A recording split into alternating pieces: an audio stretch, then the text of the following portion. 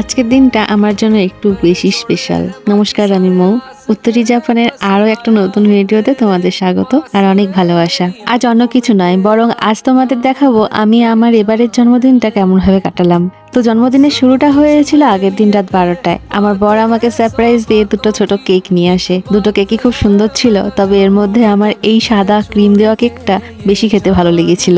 এরপর সকাল সকাল উঠে সোজা চলে গেলাম রান্নাঘরে। নিজের জন্মদিনে নিজের পছন্দের খাবার না বানালে কি আর হয়, তাই বানালাম ফ্রাইড রাইস আর চিকেন কষা। আমার বড় আমাকে সাহায্য করলো, সে বানালো গরম গরম বেগুনি। রান্না বান্না শেষ করে এবার একটু সাজগোজ করে নিলাম। দেখো, এই কালো কালারের ড্রেসটা পরে আমি রেডি হয়ে গেলাম। এই ড্রেসটা আর হাতের ঘড়িটা দুটোই আমাকে আমার বর বার্থডেতে গিফট দিয়েছে। তোমরা অবশ্যই জানিও আমাকে কেমন লাগছে দেখতে। এরপর সাজুগুজু করে বরের সাথে মিলে দেখো আবার একটা কেক কাটলাম। ভিডিওতে দেখো আমার পাশে দাঁড়িয়ে দিব্যি হাততালি দিচ্ছে। বিয়ের পর বিদেশে পরিবার থেকে অনেকটা দূরে থাকলেও ও কিন্তু আমার দিনটা স্পেশাল করে তোলার কোনো খামতি রাখেনি। কেকটা কাটার পর দুজনে মিলে একে অপরকে কেক খাইয়ে দিলাম। এই বিশেষ দিনে বাড়ির সবাইকে খুব মনে পড়ছিল, তাই ভিডিও কল করে নিলাম।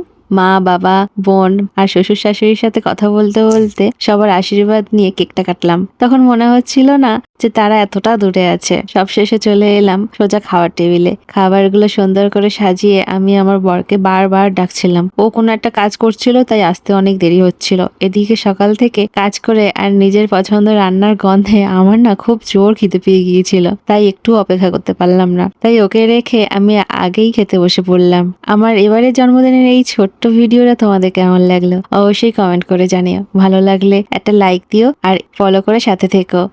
আজকের মতো এখানেই শেষ করছি। খুব শিগগিরই দেখা হবে আবার একটি নতুন ভিডিওতে। সবাই খুব ভালো থেকো, সুস্থ থেকো। টাটা।